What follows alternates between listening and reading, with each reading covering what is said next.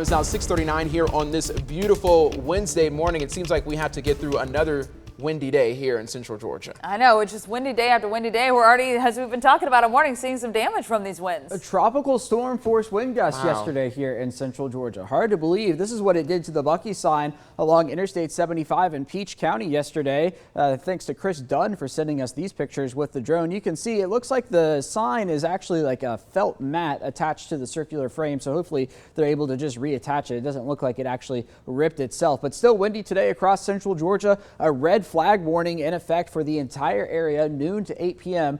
And we're going to be talking about wind gusts up to about 25 miles an hour today. But that combined with the low humidity, the really dry air we're going to have in place across central Georgia is going to create dangerous fire conditions across the state, which means if you have any outdoor burning, it would be able to spread very easily, and thus outdoor burning certainly not recommended today. Those wind gusts getting up to 20 miles an hour by about the noon hour and then continuing through the afternoon. Again, not as strong as they were yesterday, but still notable nonetheless before they begin to relax tonight as the sun begins to set here in central Georgia. Check out this sunrise here in Lawrence County. It's officially going to come above the horizon here in the next 10 minutes or so. A cool morning down in Dublin. We got 43, the current number there, 46 in Macon, 49 in Warner Robins, 48 waking up in Cochrane, 46 in Eastman, 48 in Milledgeville, and 46 in Forsyth this morning. The radar picture is quiet. We're not expecting to see much activity through the course of the day ahead. In fact, just like yesterday, I think we're going to be looking at bright blue skies across central Georgia, just with the windy conditions continuing. Up to 70 degrees by the noon hour. We'll all get into the mid 70s later on this afternoon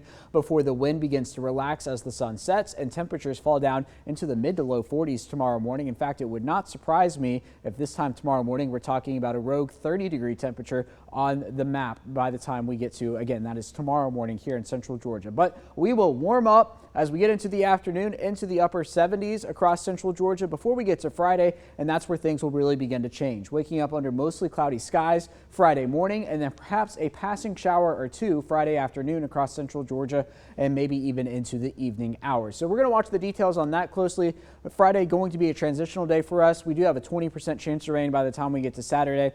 This unsettled pattern lasting into Sunday as well. And then into next week, it's going to continue across central Georgia as we'll have a rain chance each and every day. So no rain chance today or tomorrow, 10% for Friday and 20% for Saturday and Sunday. Today, warming into the 60s by 10 a.m., 70s by 1 p.m., a high temperature of 75. That red flag warning is in effect for gusts up to about 25 miles an hour under bright sunny skies. Across the area, we will be ranging from the upper 70s down to the south, the low 70s to the north. It's also graduation weekend for GCSU.